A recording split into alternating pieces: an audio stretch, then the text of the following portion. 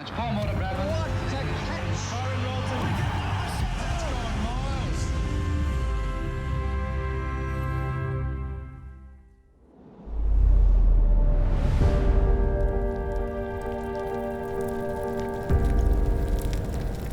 There's no match like an England-Australia match. You could take 11 Australians off Bondi Beach and put them in a test match here and you'd have a hell of a game. Because Australians, the last thing they want to do is lose to the Poms. When you start your journey as a cricketer, you aspire to play in an Ashes series. You're pretty much defined by it. As an Englishman over here, if you have a good Ashes series or you play well against Australia, it carries so much more gravitas. You instantly ask anyone about an Ashes series, Beefy's 81 Ashes or Fred's 2005. They're iconic moments in our sporting history. Life for an English cricketer changed dramatically when Ian Botham appeared on the scene. Cricket used to be on the back pages of the newspapers, but when Ian arrived, it was front-page news, sometimes for good reasons, sometimes for bad reasons. Been known to have a drink, haven't they? One or two or so. If you're walking down the streets in London in the 80s, what's the reaction like? Well, I didn't try to walk down the streets of London very much. I had a few altercations in the early 80s, and I thought it was just a waste of time because it would end in tears. I think the 80s were a great time to play cricket, and the attention and adulation that you got, that brought the sort of sex, drugs and rock and roll to the game. The images, fast bowler, fast cars, fast women. And Ian always was very much sought after to go out to parties. You'd go along and it'd be very much a drinking session with lots of booze around, and it may be during a test match, some of it. Botham is the youngest man to be made captain of England this century. He got there at 24, and the press loved him. Then he lost 2 series to the West Indies. They're very brutal, the English establishment, when it comes to repaying people for embarrassing them. And I think they feel embarrassed by Botham. I'm 24 years of age, and someone comes and says, would you like to captain England? No, thanks. No, you're not going to do that, are you? It's the pinnacle to captain your country. Australian captain Kim Hughes has the job of beating Ian Botham in this series. We sort of hope he does well without doing too well. I think this series is going to be very close, and I think it's one that the public are going to enjoy very, very much. The Australians had their pack of players back in the fold. We narrowly lost the first test match. That is victory for Australia. The second test match, rain interrupted, a boring draw at Lord's. Geoffrey Boycott playing here at Lord's in his 100th test match. He's done wonderfully well for England over the years. Boycott's nickname within the team was Fiery. He was just a ticking time bomb. And top quality bowlers would go at Boycott hard, purely because they knew that he valued his wicket. He didn't give his wicket away, and that if you got Boycott's wicket, it actually meant something. And he's got him, and that is the one the Australians were so keen to get. And there's the man of the moment. I was here at Lord's when Botham got a pair.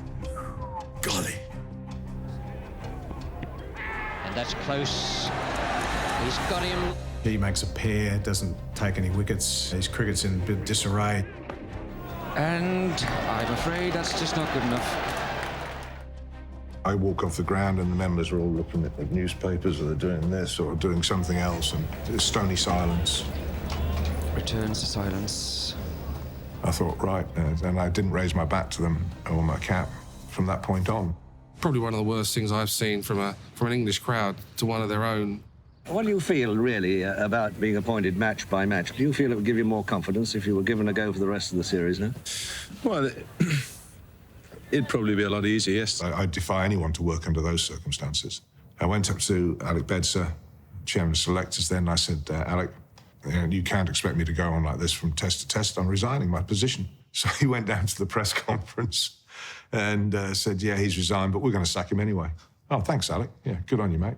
See, it's terrible to have to tell people they're not required, but he made it a lot easier too, because he approached the whole thing as I thought he would. Do you feel relieved now you've not got the job? No, not relieved. Just sad in some ways, but that's it's a professional life, so you've got to take the rough with the smooth, and I just feel that it's the best for everybody. For the team itself, it was good that Beefy wasn't captain after that. And then they pulled the genius stroke and he brought Breeze in. Brealey was about the only captain who could really handle Botham and get the best out of him. I think he's got a degree in people. Hey, Buff, you want a bit of confidence in the bowler, do you? He said, do you want to play? And I looked at him and I said, what? Bloody Australia, isn't it? Of course I want to play. He said, if you're going to leave me out tomorrow, you better call up for another captain, because you'll be hanging off that bloody balcony. Yes, easy as you like. And the first victim of the morning for Dennis Lilly. That's close, yes. I'm afraid he has to go. LBW again.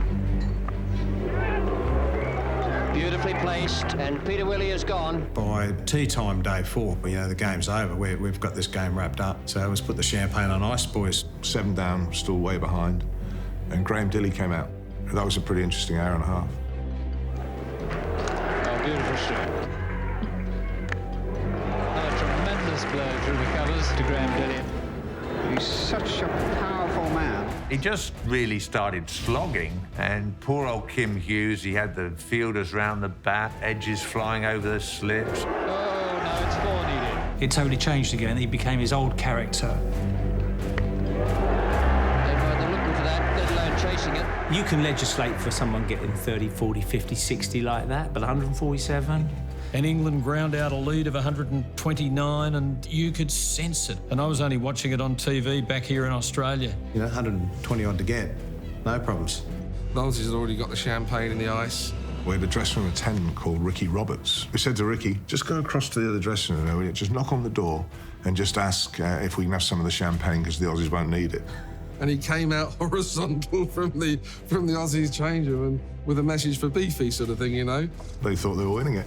Marsh and Lilly had a bet on England winning it 500 to 1. Lilly and Marsh apparently saw the numbers go up on the electronic scoreboard and decided they wouldn't mind a piece of the action. Yes, he's got a touch and he's gone. Willis has taken his 6th wicket. Willis was so focused and almost in a trance. People thought I was on drugs or something. Hold him. It's all over. And it is one of the most fantastic victories ever known. I was on the air at the end, and I'm told I caused a number of car crashes around the kingdom. People, celebrating, oh, sorry. 8 wickets for 43 runs. Can't get any better than that. I've never quite felt the sense of despair sitting on that change room after that game finished. Just a thing in my gut that you felt like being sick almost. I still get it. Still get it to this day.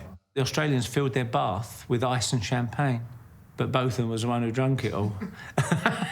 Odds of 500 to 1 in a 2-horse race. Just ridiculous. The fact that Dennis and Rodney put some money on us to win as well. It's said that they collected £7,500. And I never blame them for that. It's good odds. I did find out that Bob Taylor had a fiver on it, and he still owes us a drink for that. Ian came back at Edgbaston and knocked over the last 5 wickets for 1 run. I mean, you couldn't write a script like that. That's it this time. Another memorable victory for England. When you get an Ashes series named after you, that's pretty big, isn't it? It was mind-blowing. Changed my life. Changed my life totally. In Brisbane, the squad was welcomed by 3 of their most ardent fans. If the English and Australian press have written this side off, these 3 certainly haven't, and neither has Bob Willis. 12 months ago, some of the Australian broadcasters were wearing black armbands about their team's performance in England, so we'll have to wait and see what happens. The captaincy and RGD Willis didn't sit particularly comfortably. There weren't too many senior players left in the side, so I was absolutely staggered when Peter May phoned up and said, you've got the job. We did well to stay in the first Test match at Perth, but Australia easily won the 2nd and 3rd in Brisbane and Adelaide, and then we came to the nail-biting match at Melbourne. This was the hardest thing I ever had to talk about for years. And very straight bowling there, and Rodney Hogg is on his way. As the game sort of wore on, it became pretty obvious that I'm getting stranded. As Jeffrey came out to bat, we're 9 down. Australia needs 74 runs to win. England just 1 Australian wicket for victory. 3 or 4 of the players, led by Rod Marsh, they gave us up. Thought, I can't watch this. Even before stumps, they've opened a few cans. Thompson hits it in the air, and that's 4.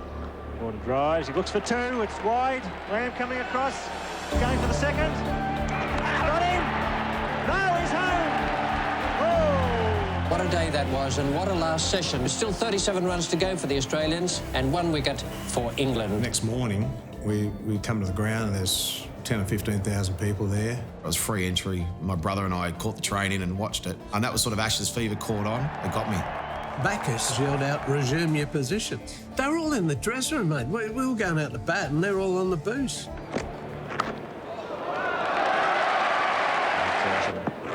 Once again, Thompson giving himself room.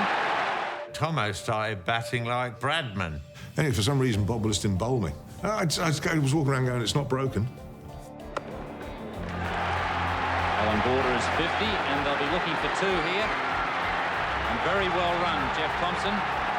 Alan Border moves along to 51. There was only one person to throw the ball to. Golden Balls was given the ball. Ian Botham bowls now to Jeff Thompson. He's got him! Second time, Tabaret knocked it up. And it was taken by Miller. Thompson is gone. So close. England win by 3 runs. Old Golden Bollocks strikes again. The quickest I've ever moved in my life. I just tried to hit a single rather than just bash the ball. Because it was a shit ball. And I nicked the friggin' thing. I was shattered. Because it was an Ashes tour.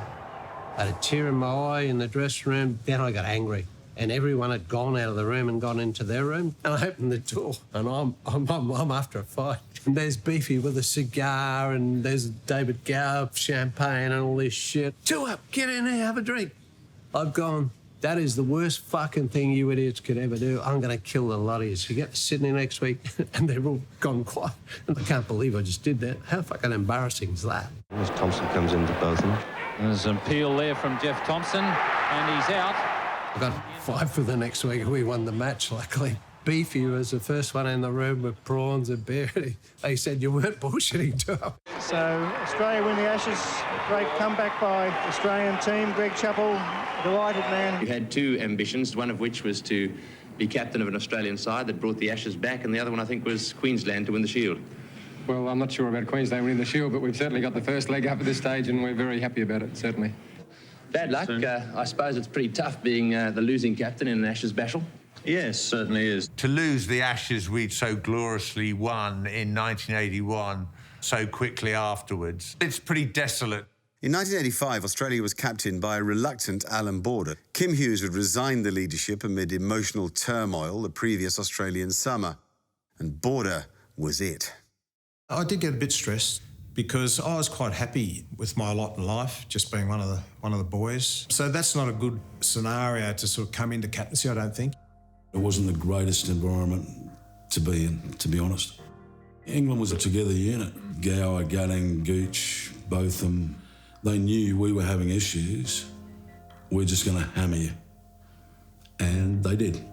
After a crushing win at home in 1985, England arrived in Australia in late 1986, confident, even though the press were writing that they couldn't bat, bowl or field. There's only one thing wrong with the England cricket team. They can't bat, they can't bowl, and they can't field. Apart from that, they're all right. Everyone wrote us off, and we won the Ashes by Christmas. What a great team that was. David Gower had a great series, captained and scored lots and lots of runs. And that one smashed away and into the boundary for 4. We were following a captain who was leading from the front, but not too many blokes could go with him. Edged and taken by Ian Botham at second slip. Well caught. Boxing Day test, we got knocked over by Gladstone Small in just under 3 days. Embarrassing. Straight to Gladstone Small. The Ashes are retained by England. Winning the Ashes down under, you can't explain to people. It was just phenomenal. We were in the dressing rooms feeling sorry for ourselves. The Davis Cup was on television. Pat Cash was playing the 5th rubber. Lo and behold, Cashy gets up and wins. So we've won the Davis Cup. So there's huge celebrations from us there. Bob Hawke presents the trophy, and one of his throwaway comments was, "It's a pity there wasn't 11 Pat Cashes at MCG today." Oh. God blimey, have we lost the respect of the Australian public? It was the dagger in the back. AB just stood up and said, right, I'm sick of being seen as the nice guys and getting beaten everywhere we go. I'd rather win games and be seen as a prick. suited me down to the ground. That's how I play my cricket. You know, Graham Gooch would say, "Oh, good morning, Mr. Hughes, how are you?" "No, fuck off." Merv's a bit basic, isn't he?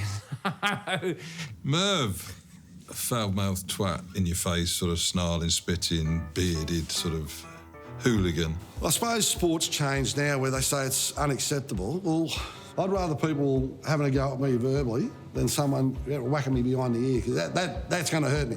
I think they were the sort of inventors of the verbal abuse. Majored in it as a university subject, if you like. If I said something to you, there was no mixed message. And athletes used to sledge me. I'd say to Heels, "What's he mean by that?" "Well, in fact, Merv, he's probably saying that you're a little bit overweight and you're a little bit ugly." So why don't he just say that? Get ready for a broken fucking arm. I was aware of sledging when I first played grade cricket in Sydney and bowling a crap ball. And the non-striker sort of just tucked into me. And sort of, "Don't worry, mate, there'll be another pie coming down in a minute, he can't bowl." Well, who the fucking hell are you?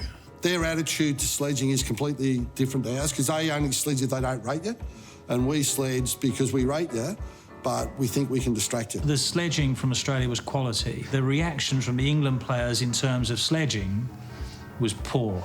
You'll hear people talking about the contest between England and Australia, and some people will say it's life and death, and I don't agree with that. I think it's much more serious.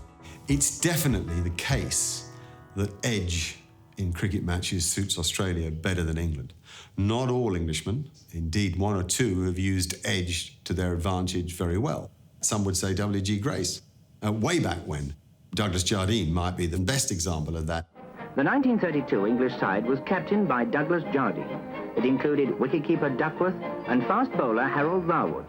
Bodyline was a combination of bowling at the batsman and a close field. The story of Bodyline, good heavens, Jardine was an absolute tyrant. He was at school at Winchester. And when they heard at Winchester that Jardine had been picked to captain England and Australia, someone said, "Yes, we may very well win the Ashes." He said, "We'll probably lose at Dominion." My grandfather was vice-captain during the Bodyline series. Vic always said that he wanted to give it back to England, but Woodfull wouldn't. He always felt that if Australia had given it back, it would have been short-circuited very quickly. Jardine is arguably the most important English cricketer ever, because he was the first one to look in the face of an Australian and say, "We can win, even if we don't necessarily go about it in an orthodox fashion." The Adelaide Test, Woodfull got hit over the heart by Larwood, and then Bertie Oldfield went to hook one, top-edged it and got a fractured skull. That night, there was a knock on the door in the Australian dressing room. It was the manager of the England side. I want an apology from the Australian player who called Larwood a bastard. And Vic turned back into the dressing room and he said, "Which one of you guys mistook Larwood for that bastard Jardine?" Vic wanted to give it back to England in 32-3, but here am I, captain of Australia in 74-5, and we've got Dennis Lilly and Jeff Thompson. And I remember thinking, "Vic, we gave it back to him for you, mate." Sydney Cricket Ground, December 1946. When the Englishmen went out to field, they didn't know whether Bradman would still be the terror he was pre-war. Bradman and Barnes each scored 234, a record partnership. He played 52 Test matches. He only ever played Test cricket in England and Australia. He averaged 99.94, didn't he? I mean, had he got 4 runs in that last innings at the Oval, he'd have averaged 100. I came to Lord's for the first time with my mother and father in 1948, Bradman's Invincibles. And we were sitting on the grass, watching the Don bat, and one ball came wide of mid-on, and it bubbled over the rope. I didn't stop it, but I got a hand on it. Actually getting your hand on a ball that the Don had hit, life doesn't get much better than that. In April, they set out on a mission that some thought was impossible, to regain the Ashes in England. The English press contemptuously wrote them off as the worst side ever to tour England. It's been in some of the papers. How do you consider that? A bit harsh. It's not going to be hard for me to motivate my troops here because, you know, they were seething. You could just sense the guy saying, "You're kidding." On this tour, we aim to go out and try and win every match because I really do believe that if you get into the habit of winning, it makes it a hell of a lot easier all the way through. He was just the right man for Alan Border at that time. Border probably needing the kind of black and white certainty that someone like Simpson could provide him. If you're captain of a bad side, and I've been captain of a bad side, it's a horrible job. What we had on that side is a lot of different types. God, I love that. And not everyone enjoyed Simo's way, but they can all say that as a result of having him in their cricketing lives, they became better cricketers. That's all you can do as a coach. And I think that was always very important to me. I'm very proud about that.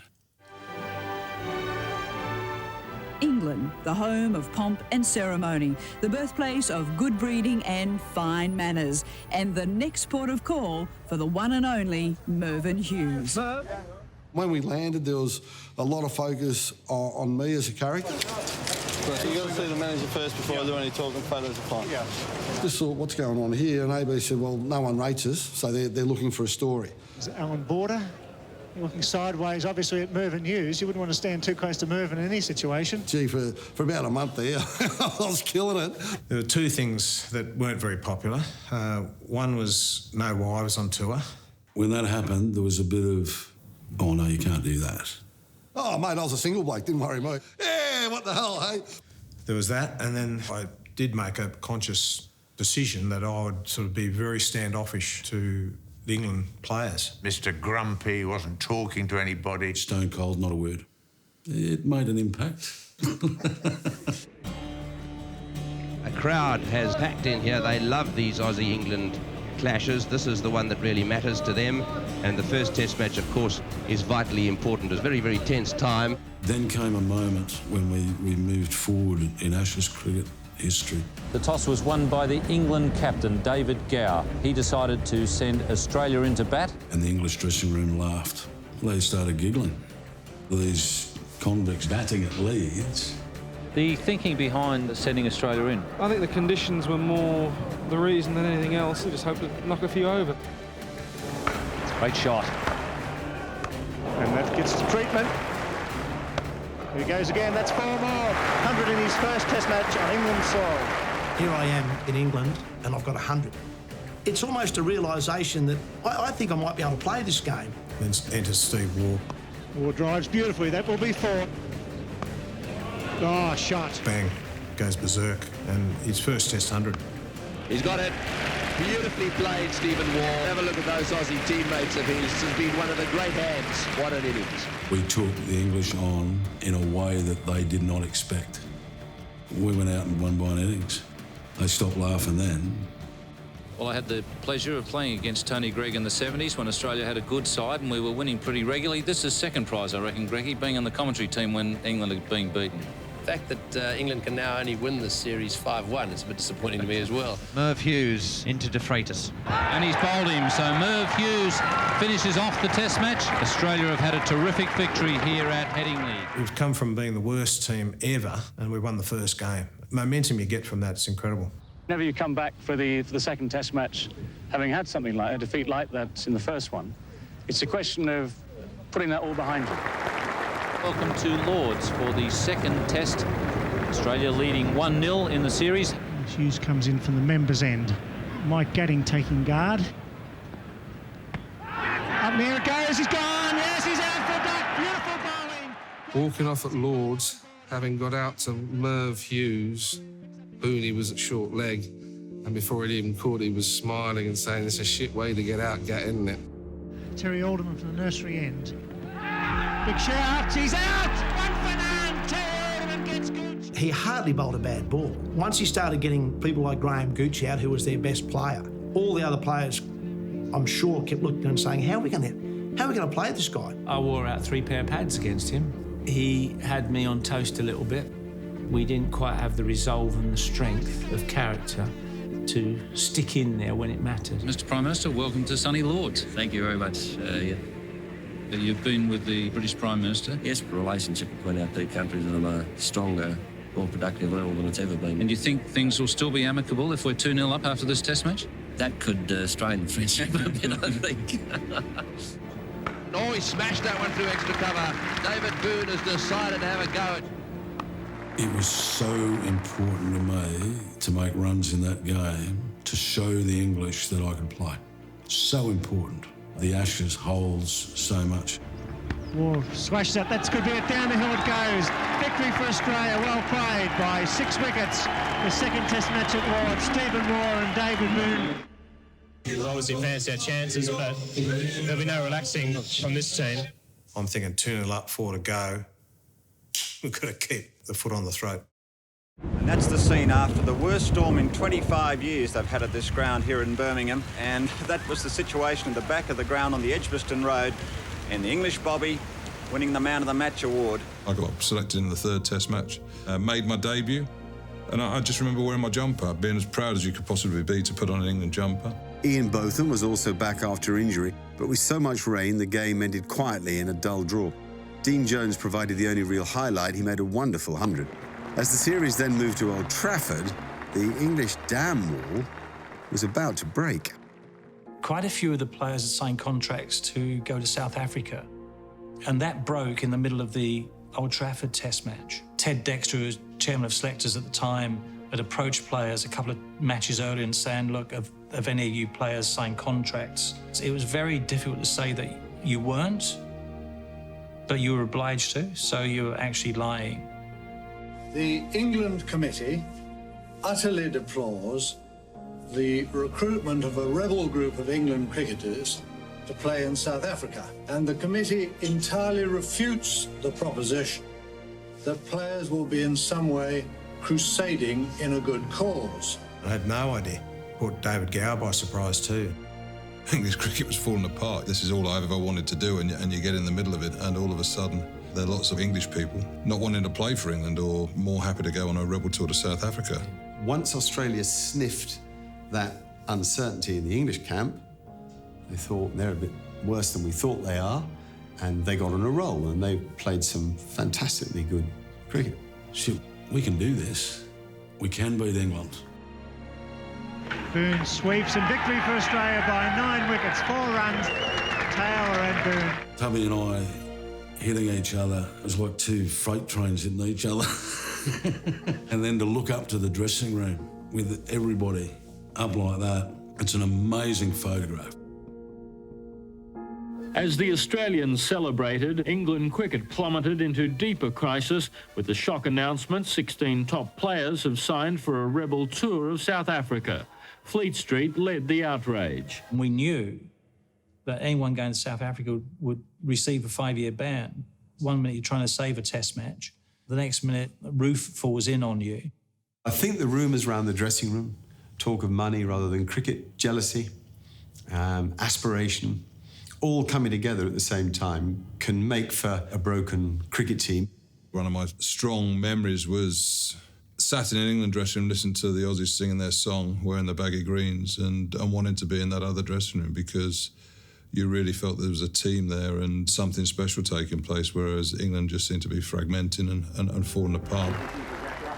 England, well, they've had their problems through this Ashes series, and they've had to make plenty of changes in this 5th Test match. I'd love to see you with a haircut like that, Fendo. Well, at least I've got some hair to do it. And there is a cracking shot. Beautiful shot, superb. Mark Taylor, a touch of class. It's a great shot from Jeff Marsh. Full pitch. Mark Taylor scoring his second 100. Beautiful innings. Jeff Marsh, 100 not out. Australia continue the crucifixion of England. The ground announcer came over, and this partnership now goes past the record set by, I think, Laurie and Simpson there at one stage, and we're going, oh, yes, we've got Simo, and look up the change room. The end of the day's play, Australia no wicket for 301. 300 for none at the end of the day's play. How did you feel in the dressing room after that? That was one of the great days because I didn't actually see a ball bowled live. So I'm getting myself ready, and there's a TV screen sort of over here. I'll just sit here and watch, on TV, just see if the ball's swinging and doing bits and pieces like that. 1 over, 2 over, 3 overs, 4 overs. Then I start to think about going out onto the balcony. Terry Alderman, biggest psycho on Karma. What do you think you're doing? Sit down. So, of course, I sat down, and for the next 6 hours, I watched the game on the TV. Did not see a ball bowled. Had the Ashes wrapped up at that stage. Batted first, made a squillion, and then we had them 2 for 1. And that's out. He's gone. Caught it, second slip. He's gone. Atherton's gone for naught. And the crowd actually started giggling because we'd made 6 for 600 and there they were 2 for 1 and down 3-0 in the series. That's how big the gulf was at that stage between the two sides. One has to say that it's been an embarrassing and pathetic performance by England, and they've got a long way to go before they can play anybody at Test match cricket. Australia win that match by an innings, and a battered and bruised England limped through the final test, only to be saved by rain and bad light. Alan Border and his team had won the series 4-0, an incredible outcome. That series in '89, without rain, we're 6-0 winners. Everything we touched turned to gold. You know, we just didn't drop catches. We worked hard. We had a fantastic time off the field. It's a horrible feeling to lose, you know, especially if you've not done yourself justice. Winning and losing to Australia is a high and a very much a low, because it's the one you look forward to. It has something extra to the other series. To have stood 22 yards against them, to have competed against them, to have played and tried to get the better of them is something that you look back on with a great deal of pride and fondness, even though, sadly, we came out on the wrong end of it too often. Australia have won the series 4-0 and they've regained the Ashes, the first time since 1934 in this country. This has been a great Australian summer, and I would personally like to thank Alan Border and his men for the pleasure and the pain which he has given me this summer. It's just to feel good for me because I think my captaincy improved. Up until then, I was a bit wishy-washy, you know, whether I wanted to do it or not. From '89, I was a better captain. Probably grumpier. Sort of comes with bringing a harder edge to my captaincy. Been involved in Ashes contests for a long time now, and this particular summer has just been outstanding, and, you know, it's very hard to describe the actual feeling to win this little urn. I had a beer with David Gower after we'd won the Ashes, and he made, you know, pretty obvious, oh, like, you're going to have a chat to us now, are you? And I sort of thought, oh, yeah, OK, I've got under his skin a bit. I reckon we drank England dry. At the end of the night, everyone got up and had a little spiel. I reckon to this day, and I do apologise to my wife, because my wedding day wasn't bad, and the birth of my 3 kids, fantastic, but that was the best day I've ever had. They've got a couple of receptions for you, one in Sydney and one in Melbourne. The Australian public really getting behind the Australian team. I guess that's going to be a great thrill for you. Yeah, the guys are really looking forward to it. It's tremendous, really. Savouring the victory with the team began in earnest this week. The team gathered for a ticker tape parade through the streets of Sydney. I don't think words can sort of explain the feelings at this stage. There was thousands and thousands of people lined in the streets. Is the Ashes this big? This is embarrassing. But how wonderful. Just the most amazing thing I've ever experienced. The reception from the people of Sydney, outstanding. It gave you a different level of pride in what we'd achieved and how important it was that we kept moving it forward.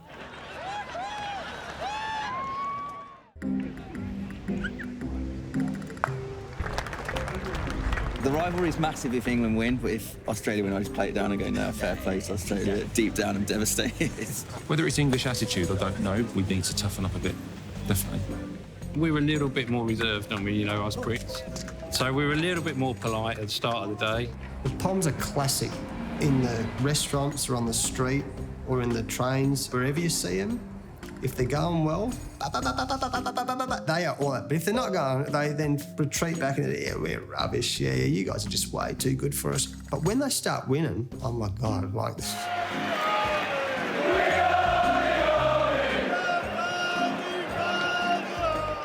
Oh, the Barmy Army. Boxing Day test against the Poms. I remember going to the press conference after and sledging the Barmy Army, who had been bagging Brett Lee every ball, no ball. And I said, the Barmy Army, most of them are 50 kilo overweight, beer drinking knobs who know nothing about cricket. Well, fuck me. Oh, shit, I copped it then. They just sang this 50 kilos overweight, 40 kilos overweight, 30 kilo overweight. It's relentless. But it was a good lesson. Sledging the Barmy Army, silly prick. It's a load of loose Brits hurling abuse at him while they've got the tops off and the 3 lines on the chest, looking pink as lobster. The morale's back.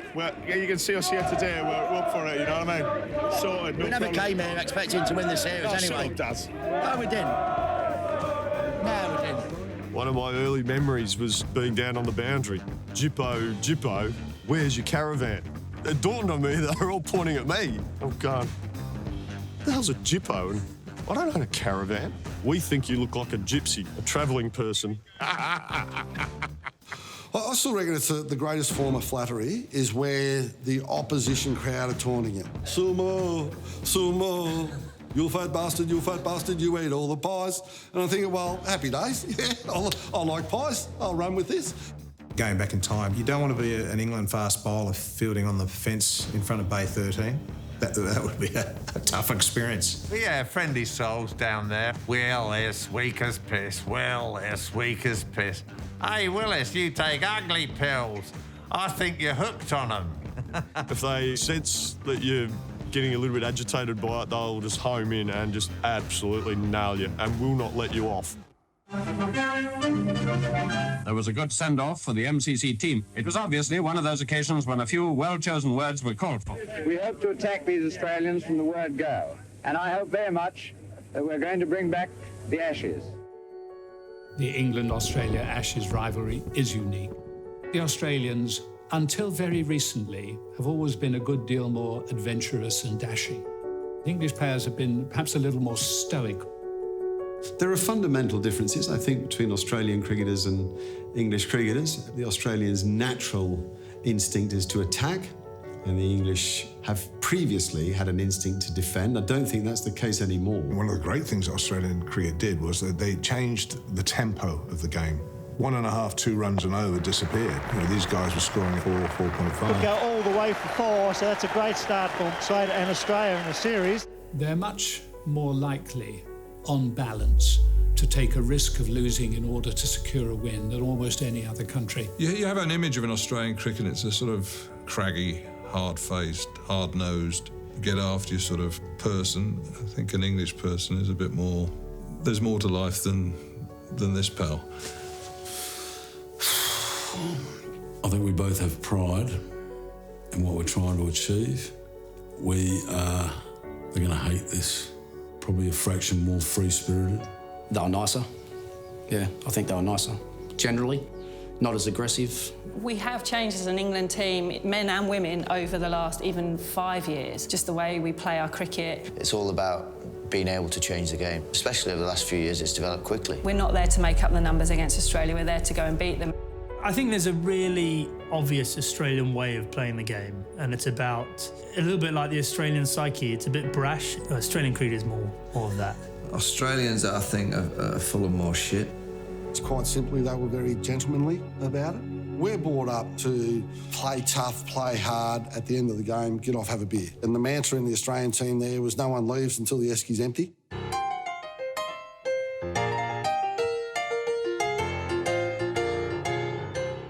Yeah, we enjoyed a beer. We enjoyed a night out.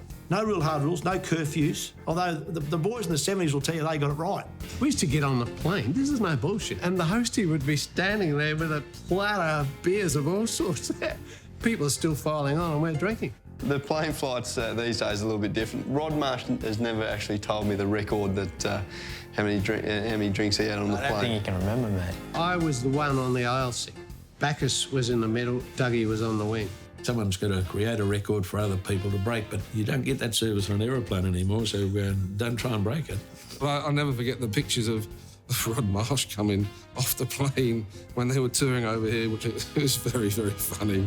I had to stick his false teeth in, and that was the worst job. I've got a bull mastiff at home, and it dribbles almost as much as what Rod Marsh did on that tour. The Brits have got plenty of reason to be worried. Big Bad Merv in serious training. Just think you'll be nice and tired when you get on the plane, so you'll sleep and rest and be all ready for... I'm going to drink. I'm going after Rod Marsh's record.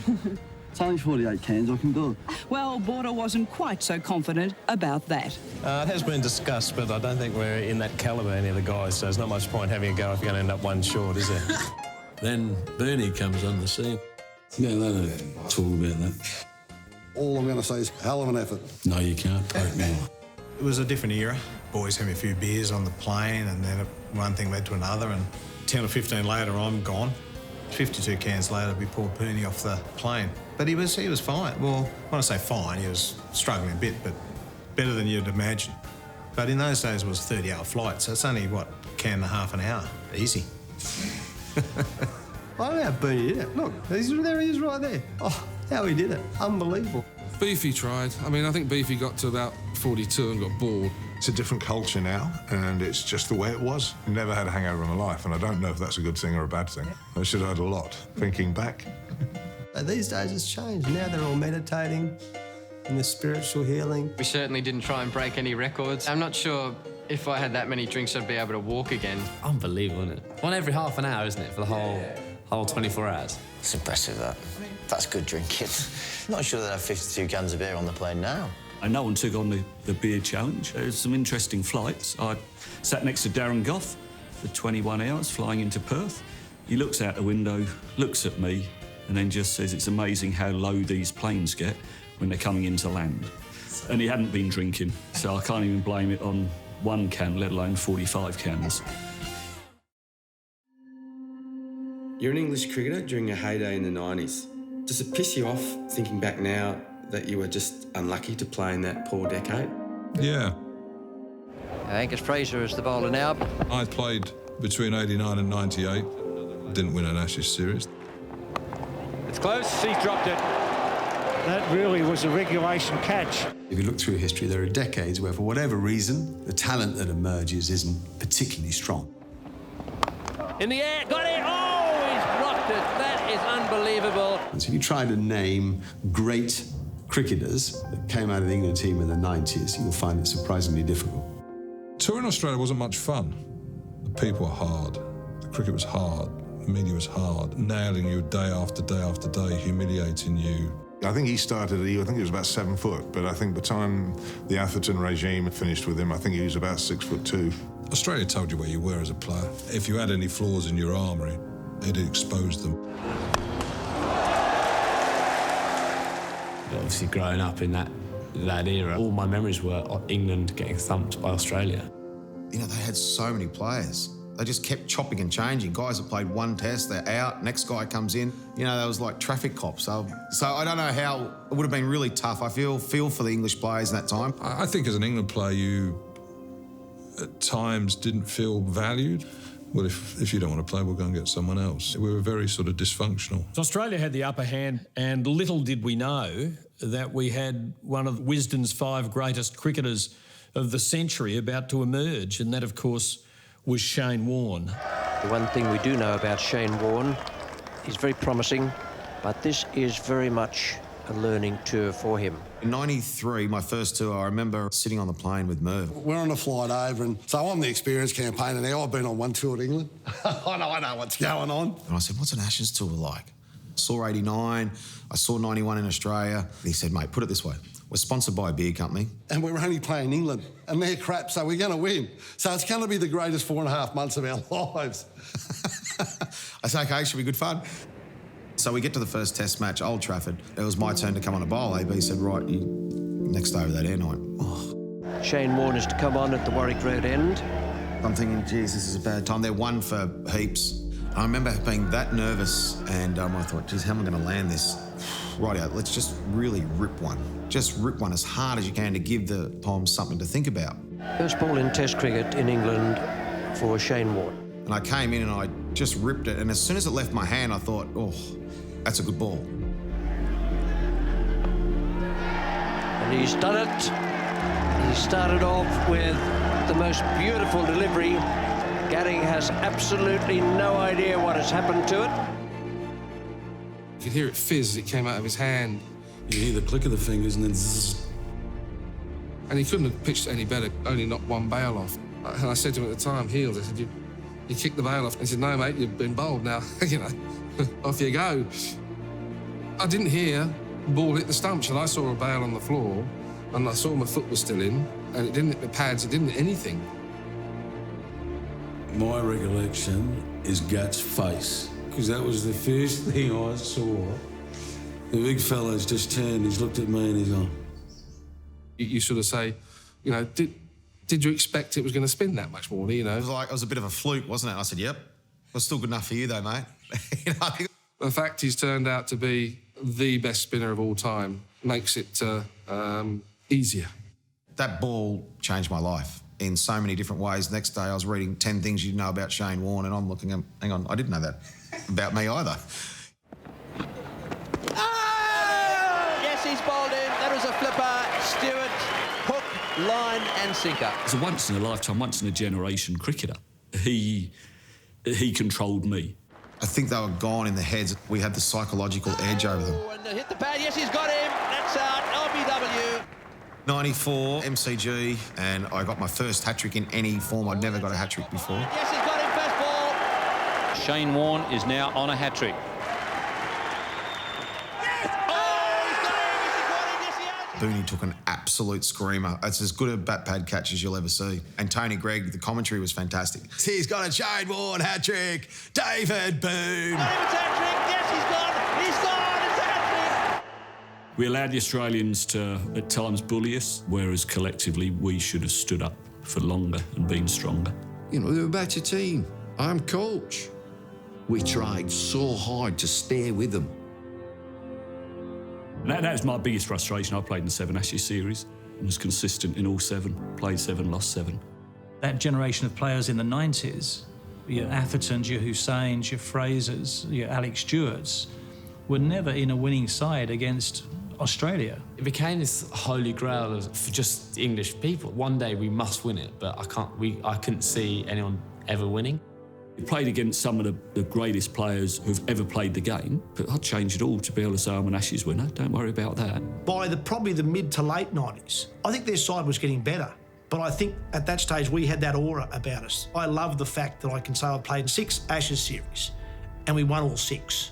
And I was also trying to tell our players, they're just like you and me. They're just normal blokes. Respect them, but try and break down that aura.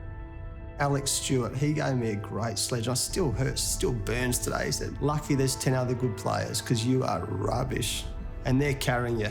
I'm thinking, another series gone, another time I haven't won the Ashes. I said, listen, there's 10 great blokes in this side and great players, and then there's you. You've made no difference at all to this team. Alex Stewart, I'm going, mate, you're meant to be my friend. And it was like, oh. Adam Gilchrist, keeping wicket.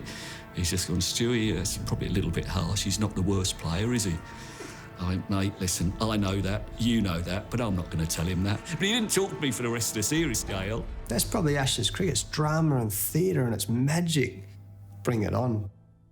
It's 4 more to